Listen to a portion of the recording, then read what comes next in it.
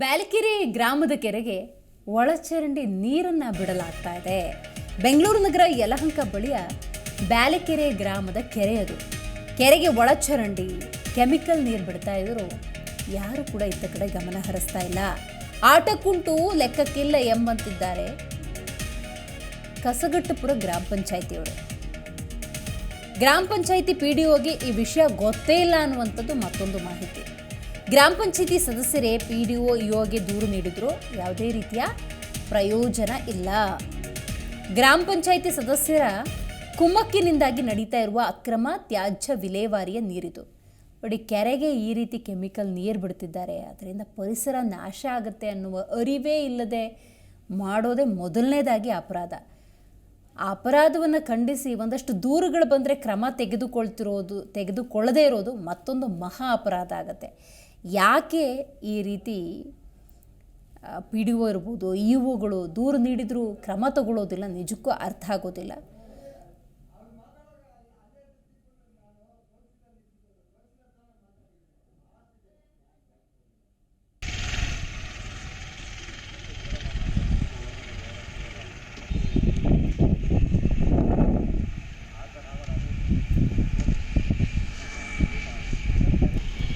ನೋಡಿ, ಇದು ಕಸಗಟ್ಟಪುರ ಗ್ರಾಮ ಪಂಚಾಯಿತಿ ವ್ಯಾಪ್ತಿಯಲ್ಲಿ ಕಂಡುಬರುವಂತಹ ಬ್ಯಾಲಕೆರೆ ಗ್ರಾಮದ ಕೆರೆ. ಆ ಕೆರೆಗೆ ಒಳಚರಂಡಿ ನೀರನ್ನು ಹರಿಬಿಡಲಾಗ್ತಾ ಇದೆ. ಸುತ್ತಮುತ್ತ ಹಳ್ಳಿಗಳಲ್ಲೆಲ್ಲ ಈ ನೀರು ತೊಗೊಂಬಂದು ಇಲ್ಲಿ ಬಿಡ್ತಾ ಇದ್ದಾರೆ. ನಾವು ಹಂಗೂ ಅವ್ರಿಗೆ ತುಂಬ ಟಾರ್ಚರ್ ಕೊಡ್ತಾ ಇದ್ದೀವಿ. ಸಿಕ್ಕಿದ್ದಾರೆ, ರೋಡಾಗೆಲ್ಲ ಬಿಡ್ತಾ ಇದ್ದಾರೆ.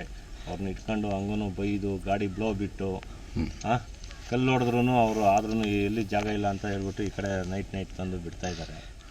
ಯಾವಾಗಲೂ ನಾವು ಕಾವಲಿರೋಕ್ಕಾಗೋದಿಲ್ಲ. ಗ್ರಾಮ ಪಂಚಾಯತಿ ಮೆಂಬರ್ ಆಗಿ ನಾವು ಸಿಕ್ಕಿದ್ದ ನಾವು ಕೇಳ್ಬೋದು ಅಷ್ಟೇ. ಅದು ಬಿಟ್ಟು ಬೇರೆ ಇನ್ನೇನು ಅವ್ರಿಗೆ ಮಾಡೋದಕ್ಕಾಗೋದಿಲ್ಲ. ಒಡೆಯ ಅಧಿಕಾರ ನಮಗಿಲ್ಲ.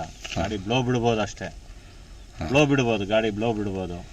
ಎಲ್ಲಿಂದ ಸರ್ ಅದು ಬರ್ತಾರದು? ಅದು ಬರ್ತದೆ ಸರ್, ಈ ಕಡೆ ಯಲಹಂಕ, ಟೂರ್ಲೆವೆಟ್ಟು, ಆಮೇಲೆ ಈಗ ಸುತ್ತಮುತ್ತ ಹಳ್ಳಿಗಳು ಎಲ್ಲಿ ಬಿಟ್ಟಿರುತ್ತೆ ಆ ತಂದು ಎಲ್ಲ ಇಲ್ಲಿ ತಂದು ಬಿಡ್ತಾ ಇದ್ದಾರೆ. ಅದು ಕೆರೆ ಸೇರ್ತಾ ಇದೆ, ಕೆರೆಗೆ ಬಿಡ್ತಾ ಇದ್ದಾರೆ. ಹಾಗಾಗಿ ಮುಂದಿನ ಕ್ರಮ ನಮ್ಮ ಪಿಡಿಒಗೂ ಹೇಳಿದ್ವಿ ನಾವು. ಅವರು ಮುಂದಿನ ಕ್ರಮ ಏನು ಜರುಗಿಸಿಲ್ಲ. ಅವ್ರು ಬರ್ತಾರೆ, ನಾವು ಫೋನ್ ಮಾಡಿದ್ರೆ ಫೋನ್. ಅದು ನೀರು ಜೀವದಾಣಗಳು ಕುಡಿದು ಇದಾಗ್ತಾ ಇದೆ. ಹೌದು, ದನಗಳು ಕುಡಿತವೆ, ಇನ್ನೇ ದನಗಳು ಕುಡಿತವೆ, ಕುರಿ ಮೇಕೆ ಎಲ್ಲ ಕುಡಿತಾ ಇದ್ದಾವೆ. ಅಕ್ರಮವಾಗಿ ಬಿಡ್ತಾ ಇದ್ದಾರೆ, ಅಕ್ರಮವಾಗಿನೇ. ಅಧಿಕಾರಿಗಳು ದಿನ ಏನಿಲ್ಲ ಅಂದ್ರೆ ಕಮ್ಮಿ ಅಂದ್ರೆ ಒಂದು ಸರ್, ಈ ಬಗ್ಗೆ ನೀವು ಹೇಳಿದ ಮೇಲೆ ನಮಗೆ ಅದ್ರ ಬಗ್ಗೆ ತಿಳುವಳಿಕೆ ಬಂದಿದೆ. ಪರಿಶೀಲನೆ ಮಾಡಿ ಅದ್ರ ಬಗ್ಗೆ ಸೂಕ್ತ ಕ್ರಮ ಕೈಗೊಳ್ತೇವೆ. ಸರ್, ಈಗ ಚರಂಡಿ ನೀರನ್ನ ಅಂತರ್ಜಲಕ್ಕೆ ಬಿಡಬಾರ್ದಲ್ವಾ? ಈ ಕೊಳಚೆ ನೀರನ್ನ ತುಂಬಾ ದಿನಗಳಿಂದ ನಡೀತಾ ಇದೆ, ಸುಮಾರು 4-5 ತಿಂಗಳಿಂದ ನಡೀತಾ ಇದೆ ಅಂತೇಳಿ ಕೇಳಿ ಬರ್ತಾ ಇದೆ. ದೂರುಗಳು ಸಹ ಇದೆ. ನಿಮ್ ಗಮನಕ್ಕೆ ಬಂದಿಲ್ವಾ? ಹೇಗೆ? ಗಮನಕ್ಕೆ ನಮ್ಗೆ ಯಾವುದು ಬಂದಿಲ್ಲ. ನೀವು ತಿಳಿಸಿದ ಮೇಲೆನೆ ಇವಾಗ ಗೊತ್ತಾಗಿದ್ದು.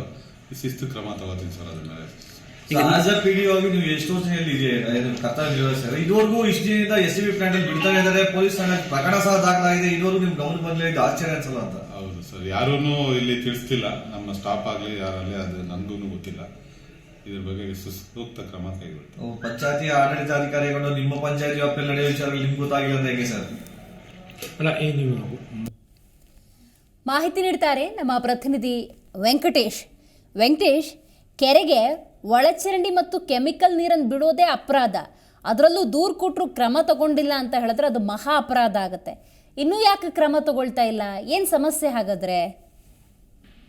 ನಿಜಕ್ಕೂ ಏನು ಈ ಕೆರೆಗಳನ್ನು ಉಳಿಸ್ಕೊಳ್ಳೋಕೆ ದೊಡ್ಡ ಅರ್ಥಾಸ ಪಡಬೇಕಾದ ಪರಿಸ್ಥಿತಿ ಎದುರಾಗಿರ್ತಕ್ಕಂಥದ್ದು. ಈಗಾಗಲೇ ಬೆಂಗಳೂರು ಸುತ್ತಮುತ್ತ ಇರ್ತಕ್ಕಂಥ ಹಲವಾರು ಪ್ರದೇಶಗಳಲ್ಲಿ ಕೆರೆಗಳನ್ನ ಉಳಿಸ್ಕೊಳ್ಳೋದಕ್ಕೆ ಏನು ತುಂಬಾ ಅರ್ಥಾಸ ಪಡ್ತಿರ್ತಕ್ಕಂಥದ್ದು. ಇರೋ ಕೆರೆಗಳನ್ನ ಉಳಿಸ್ಕೊಂಡು ಅಟ್ಲೀಸ್ಟ್ ಬರೋ ನೀರನ್ನಾದ್ರೂ ಏನೋ ಒಂದು ಸಂಸ್ಕರಣೆ ಮಾಡಿ ಒಳ್ಳೆ ರೀತಿಯಲ್ಲಿ ಮಾಡ್ಬೇಕಂತೇಳಿ ಸರ್ಕಾರಗಳು ಸಹ ಏನು NHV ಏನು ಈ ತರ ಅನೇಕ ಯೋಜನೆಗಳು ತಗೊಂಡ್ಬಂದು ಕೆರೆಗಳನ್ನ ನೀರು ತುಂಬಿಸೋ ಯೋಜನೆಗಳನ್ನ ಮಾಡಿದ್ರು ಸಹ ಅದನ್ನ ಸರಿಯಾದ ಸದ್ಬಳಕೆ ನಿಜಕ್ಕೂ ಮಾಡ್ತಿಲ್ಲ ಅನ್ನೋದು ಒಂದು ವಿಪರ್ಯಾಸದ ಸಂಗತಿ ಅಂತ ಹೇಳ್ಬೋದು.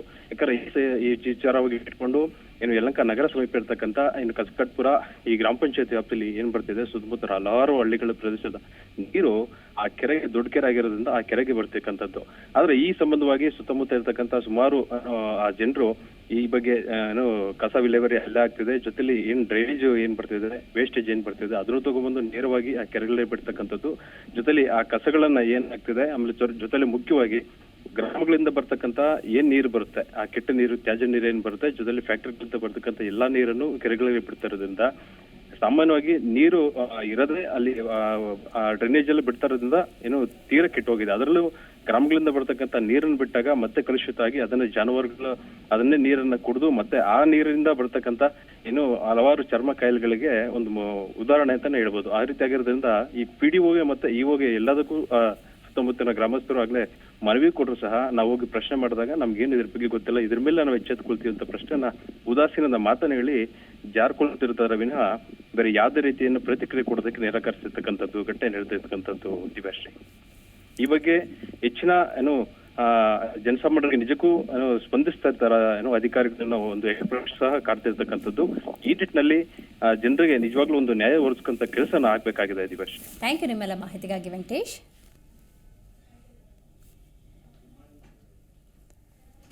ಪ್ರತಿಕ್ಷಣದ ಸುದ್ದಿಗಾಗಿ Zee Kannada news app download ಮಾಡಿ. Live TV, latest updates, entertainment, life style, technology ಸುದ್ದಿ ನಿಮ್ಮ ಅಂಗೈಯಲ್ಲಿ.